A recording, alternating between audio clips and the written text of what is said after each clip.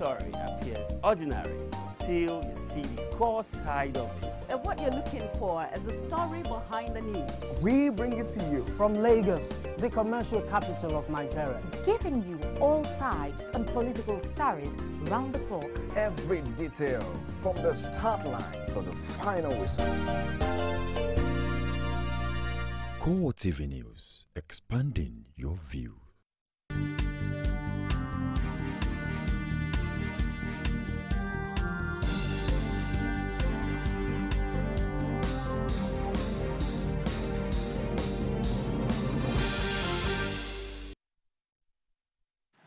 Good morning and welcome to CoreTV News on the Hour. I am Martins Dixon.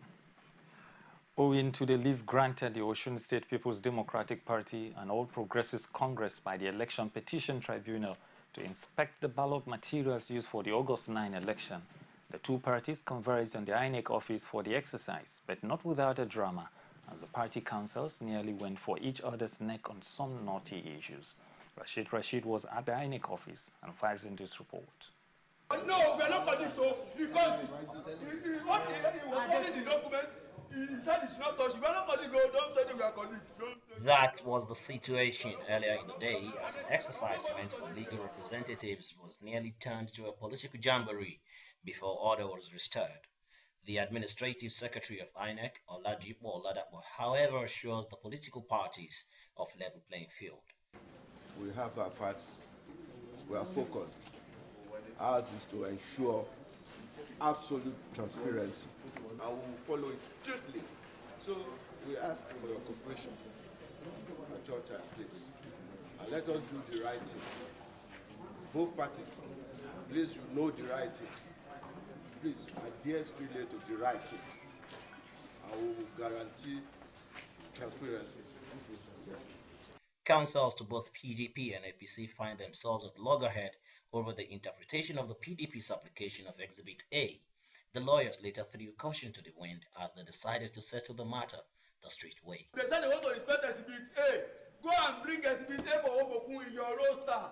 That you have showed. I'm not. No, I will respond to it. I'm not finished. Don't tell me anything. Don't tell me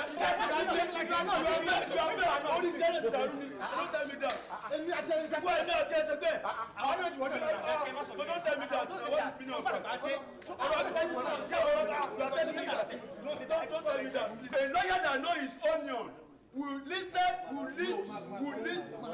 Yes, now. Will list. Let us know what to do. You don't know what to do. You are also stupid. Don't tell me that. You said your way. You are idiot also. You are idiot. You are stupid. It doesn't mean. You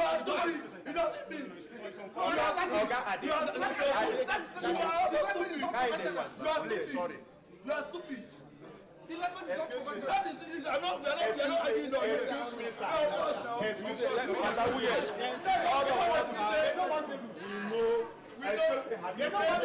Excuse me, sir. After much delay and argument, the inspection finally commenced, with Obokun local government coming first. Councils to both parties expressed their preliminary observation and expectation on the exercise. It's a victory for us in the PDP as petitioners that all things you can think of, bombs, were erected in our ways to articulate our position as petitioners. But we thank God, and I say we are victorious in the sense that we have started now, and you can see before we go too far, you see what we are going to see here. Ordinarily, to us, it doesn't make any difference, and we are even happy that we have started this at the end of the day. The reason that we have discovered from the side of position that they are not even serious already with this their inspection thing. Otherwise, there's something they're supposed to have done. And to us, we are ready whenever they are ready, as you can see, because it's in by our own magnanimity that we are here. Because the agreement was that we will start by 10 and end by 4, and if you consider this after 4, and we are still on it, and we are ready. Now that the inspection has finally begun, this is no doubt going to be a rigorous but meticulous task on the side of the political parties and INEC. But this is an all-important task that must be achieved if the Election Petition Tribunal will have any headway when it starts sitting. From INEC office in Oshobo, Rashid, CoreTV News. About 20 policemen are still missing for more than 1 month after Boko Haram insurgents took over the Mobile Police Training College in Goza, Borno State. Acting Inspector General of Police Suleiman Abba disclosed this to State House correspondents in Abuja. He noted that some of the policemen that were initially declared missing had found their way back to their families. It's important is the one that is most difficult to do. When you are changing a culture that has been there for too long, then you should know that you are going to face a lot of challenges. Those involved in changes will tell you changing a culture, changing the character, changing attitude of personnel is very, very difficult. Naturally, it comes with resistance. It comes with a lot of challenges on its own, but somehow someone has to do it. I felt I should do it, not minding the team. I must tell you, the turnout of those missing is still impressive because we still have been able to trace some of the officers who have reported either back to their bases. Some have even reported back to their families. When you get through what they went through, the likelihood of you knowing what to do is not very tenable. There's the possibility that the decision of what you do may not be easily comprehensible. So some went back to their homes, and our concern is that once they are in safety, then we are satisfied, and the process of perhaps bringing... You know, every police officer knows that if you are on patrol on the street, there's the likelihood that someone who wants to do what is not right, who wants to commit a crime, sees you as an enemy. So once you are doing a patrol, you should know that there are also dangers associated with policing and associated with patrolling. So to us, facing dangers in the performance of police duties is not new.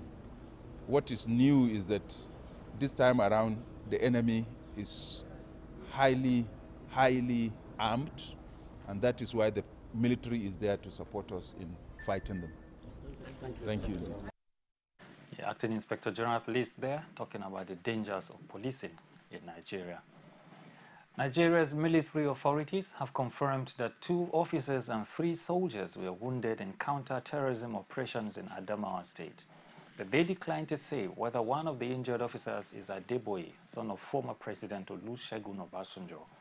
Defense headquarters says through its Twitter account that the wounded soldiers are receiving treatment in a military medical facility in the aftermath of the Operation Amubi. It added that the troops were involved in a fierce battle with Boko Haram insurgents as part of efforts to root out the militants. Scores of insurgents, according to the military authorities, lost their lives while several others escaped with fatal gunshot wounds. Nigeria's security forces have not foreclosed investigation into claims by Australian hostage negotiator Stephen Davis, Boko Haram sponsors. Government officials disclosed this at a security briefing at the National Information Center in Abuja. They also insist that facts will also be required to prove the allegations. Because I saw a report yesterday on this matter in one of the papers that we said government will not investigate. But other media say government will investigate all information, which was what we gave here. The government will investigate all information made available to it. But you will not rush into investigating or arresting people if you don't have sufficient facts. This came from an open source. The person who himself had confessed not to have been engaged by the government of Nigeria, as was being speculated in the media, but has, just as with any other information relating to criminal activities, the government will not take it lightly, will look into it. The SSS had also spoken about it and said they will investigate Sharif and the rest. We have asked all Nigerians, if you have facts, present them. There's nobody in Nigeria that is above the law. And of course, you are all aware that the Department of State Services has acted on information it received. And even somebody, you know, because the matter is in court, I wouldn't want to talk about it. So we are asking, don't just listen to hearsays. Who are these people?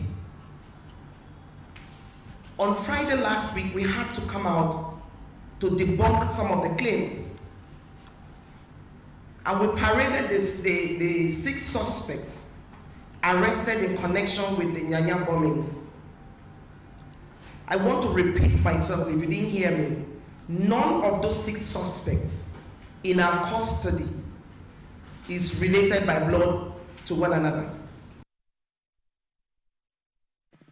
The Boko Haram insurgency has affected the lives of thousands of Nigerians and businesses, especially in the Northeast. The coordinator, National Emergency Management Agency for Northeast, Muhammad Kana, says there are over 20,000 internally displaced persons under its care at the moment in Maiduguri, the Borno State capital. Kana spoke through a telephone conversation on our flagship program, Core Digest. About 26,000. 26,000? Yes. In Maiduguri? Yes. Okay, you made mention of camps. Where exactly are these 26,000 people? The orientation camp is right inside Maiduguri, along near Kano Station, Kano Park, Kano Station Park. And then the other one is about a kilometer deep distance, is Yarwaga Manga Secondary School. That is why we focus. And then we are working strongly with the state government. The state government have formed a committee which we are working together with them at all these camps to provide shelter for these people. A public affairs analyst, Victor Okai, commended the agency but insisted that securing the territories by the Nigerian military will help the internally displaced persons return to normal life. 26,000, for instance, that have been displaced, that is under the care of NEMA right now. If you say, okay, these are you forget the arms and you take care of them, obviously in the shortest possible time, these people will have no way, they will be attacked as well. So I think it's important to secure, you know, these territories. Okay. Is very, very important. The issue of the internally displaced persons right now, especially those now that have nowhere to go to, is a much more recent development. It's been ongoing, don't get me wrong, but it's not as serious as now that they have come out, the insurgents have come out of the forest and are now beginning to overrun towns and cities. Called on the political elites to stop playing politics with the lives of Nigerians. You see, it is important for us to realize that every single life is important.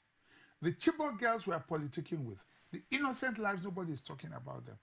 Those families, are they not agonizing? I would be happier if the people who are talking about Chibok will organize and say, let them go and sympathize with the families of those who have lost their people. Are don't those lives count for anything?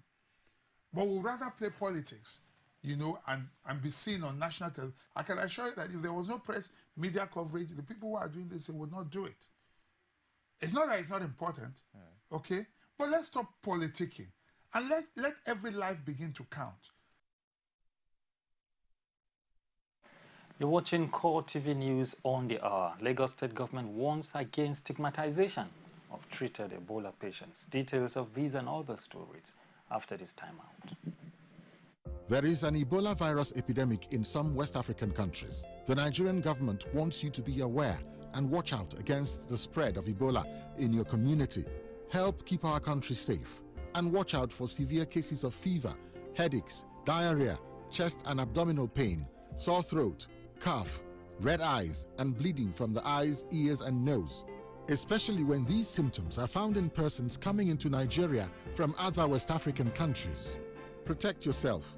Wash your hands regularly with soap and running water, or use a hand sanitizer. Avoid contact with the blood, urine, feces, or saliva of animals like bats, monkeys, gorillas, chimpanzees, or infected persons. The Ebola virus is deadly. Don't catch it. Don't spread it. This message is brought to you by the Federal Ministry of Information. The Lagos state government has warned against stigmatization of Ebola-treated patients in the state. The State Commissioner for Health, Jide Idris, advised any stigmatized persons to petition the State Attorney General for necessary action. Abiola Oluwole's report is presented from our studios. As the joint effort from both federal and Lagos state governments against the spread of Ebola virus in the country continue to achieve the desired result, stigmatization of treated victims of the populace has become a major hurdle for both the successfully treated patients and governments. Speaking at a media briefing on further efforts of governments to curb the spread of Ebola virus, Lagos State Commissioner for Health, Jide Idris, appeals to citizens to resist the temptation of stigmatizing any treated Ebola victims in the state. He, however, advised any stigmatized Ebola patients to approach the State Ministry of Justice for proper action. Social problems being faced by discharged cases have been reported severally. These range from stigmatization, eviction from their accommodation, being asked to stay away from work, and frank termination of employment. We've had cases of people, employers just terminating the employment of some of their staff who are just mere contacts, not even suspected cases. We believe this is unfair. I believe this is impinging on their fundamental human rights. I wish to implore all Lagosians once more not to stigmatize all cases and contacts that have been given a clean bill of health, and passionately urge all of us and urge all employers, inclusive, collectively, in fact, to facilitate their reintegration into the society. The Ministry of Justice will take the matter up. Anybody who feels stigmatized can petition the Ministry of Justice, and they will take that matter up, because it's not fair, it is not right. Meanwhile, Idris says the only Ebola case in Lagos at the moment is the one transferred from Rivers State. The Economic and Financial Crimes Commission is concerned that economic development in many states is not commensurate with their statutory allocations. These, according to the EFCC chairman, Ibrahim Lamorde, has shown that corruption is assuming an alarming proportion at the state level.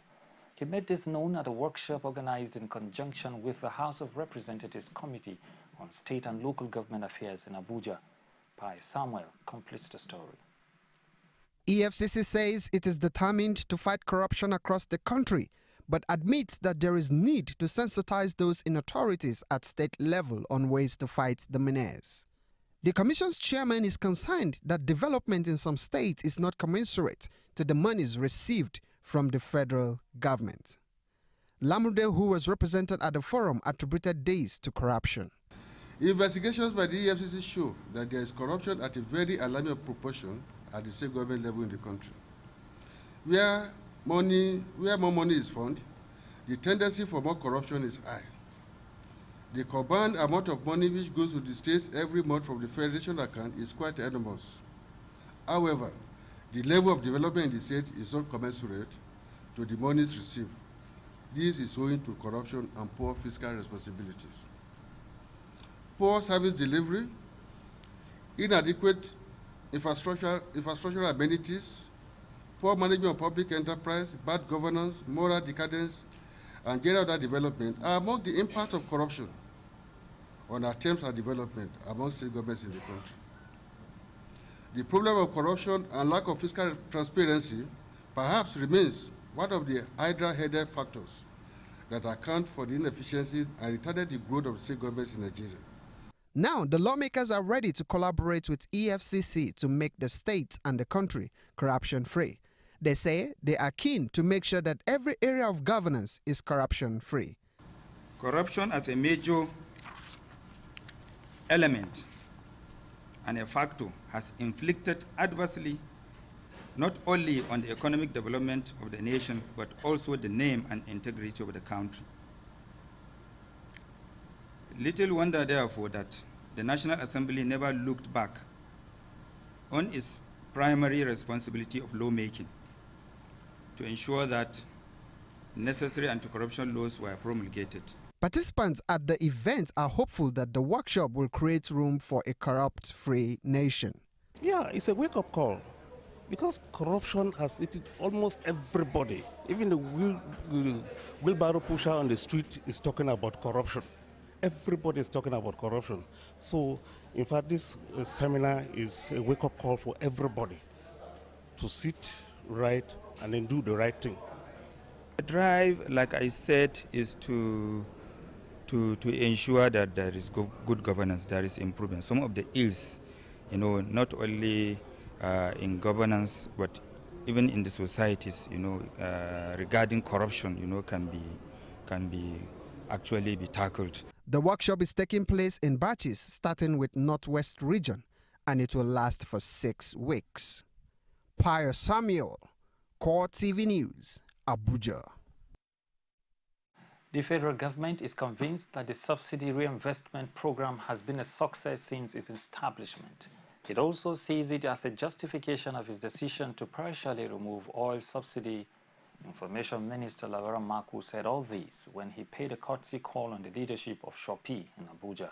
He used the opportunity to further sell the idea of subsidy removal, while the Shopee leadership wants states and local authorities to use their allocation on worthwhile community projects. We wish that we are having similar impact from the state and local governments.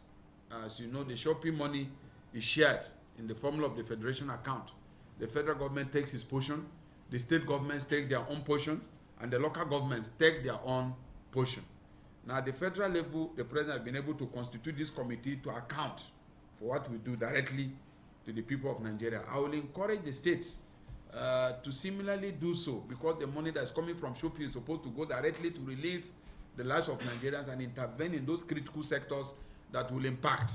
So if we have this level of transparency at the state and local government level in terms of money received and projects implemented, I am sure that the combined impact of what we're doing at the federal level and the state will change the story, in many families and also in different communities in Nigeria. Middle of last month, the Honorable Minister of Finance and Coordinating Minister did publish in the dailies the amount that goes to federal, the amount in cash, not in percentage now, that goes to each state, and the total amount that goes to the local government of each state was published.